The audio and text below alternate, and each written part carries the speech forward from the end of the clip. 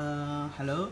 This video will show you how the OTDR works with a fiber existing signals.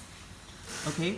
The model number is 8000 max, and it is the submodel is T2. T means triple, so the OTDR can test 3 wavelengths, and one is for the online, or sometimes we call the active fiber testing.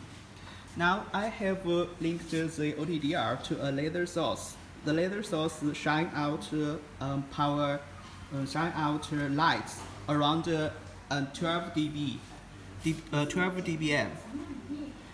As you can see, the optical power meter model in the OTDR shows it is around 12 dBm. Okay, now I change the connector to the OTDR parts. Okay.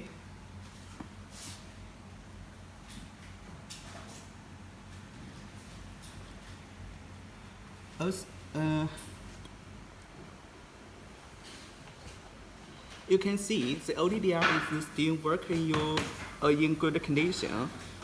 So even though they are existing around 12 dBm optical lights in the fiber, the OTDR still works in good condition.